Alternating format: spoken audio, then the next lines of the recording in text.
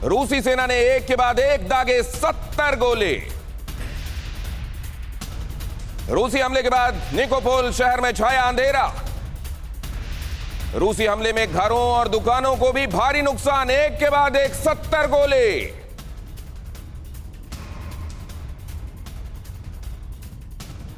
और अगली अहम खबर देखिए, पुतिन की परमाणु धमकी से यूरोप में हड़कंप। ये बहुत अहम खबर है, इससे जुड़ा आगे एक्सटेंशन भी आपको इंफॉर्मेशन का देने वाला हूं। ज़ेलेंस्की ने फिर कहा परमाणु खतरे को रोके दुनिया, अपनी रक्षा के लिए कदम उठाने होंगे। ज़ेलेंस्की ने कहा परमाणु हमले के खतरे को दुनिया रोके। एक समय उन्होंने यह भी कहा था कि पुतिन ये कदम नहीं उठाएंगे क्योंकि दुनिया उन्हें ऐसा करने नहीं देगी, और अब वो कह रहे हैं कि दुनिया उन्हें रोके। ये दोनों बातें समझ में नहीं आ रहा है क्या ज़ेलेंस्की का अपना कॉन्फिडेंस हिला हुआ है।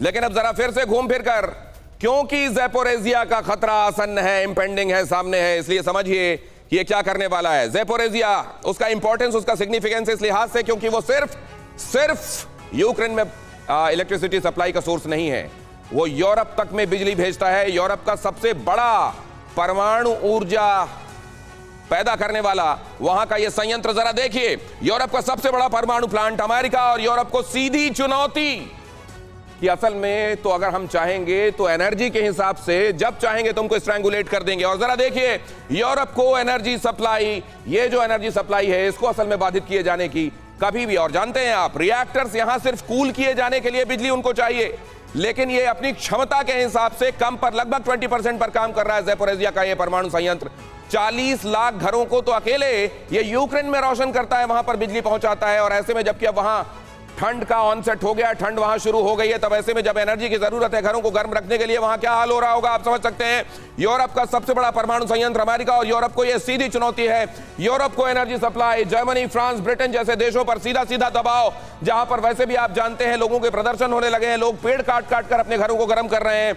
रूस ने रोकी बिजली तो यूरोप पर बड़ा खतरा होगा। पावर प्लांट पर हमला हुआ तो बड़ी तबाही होगी, आप जानते हैं नॉर्ड स्ट्रीम के जरिए। और मैं चाहूंगा कि इस खबर पर आशीष को बुलाऊं। अगर ये यहां से एनर्जी खास तौर से नॉर्ड स्ट्रीम 1 और 2 आप जानते हैं, एक क्षतिग्रस्त है और दूसरा अपनी क्षमता से बहुत कम पर काम कर रही है, तो ऐसे में आगे क्या हो सकता है।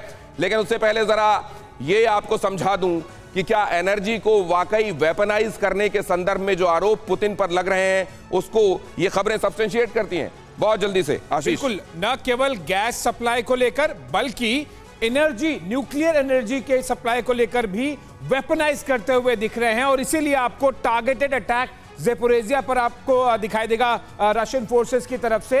इसकी टाइमिंग देखिए आप, क्रीमिया के एक दिन बाद हुआ, क्रीमिया ब्रिज के अटैक के एक दिन बाद हुआ है, लेकिन यह दहला देगा पूरे यूक्रेन को केवल इस सोच के साथ में कि अब विंटर शुरू होने वाले हैं। और इन स्पेसिफिकली इन देशों को देखिए आप, जर्मनी, फ्रांस, ब्रिटेन, इन सभी देशों पर काफी ज्यादा दबाव होगा। लेकिन मैंने सुना है कि गैस खास तौर से जो रशियन गैस है वो घूम फिरकर चाइना के जरिए इन देशों में पहुंच रही है। ये चाइनीज बिजनेसमैन, जो चाइनीज बनिया वाली बात कहते हैं ना, कि वो रशिया से लेकर अब चाइनीज कुछ कंपनीज कुछ इंस्टॉलमेंट्स में ही सही, लेकिन यूरोपियन कंट्रीज को वो सप्लाई कर रहे हैं। कमाल है, गैस, कमाल है। और ये क्या ये दोस्ती निभा रहे हैं वो रूस के साथ, या असल में इसी में पता चलता है कि किस तरीके का दोस्त होता है चीन। जब केवल शॉर्ट टर्म मुनाफाखोरी कर रहे हैं, लेकिन ये लॉन्ग टर्म चलेगा नहीं, और ना ही ये सप्लाईज डिमांड जो है वो पूरी मीट करती है यूरोप।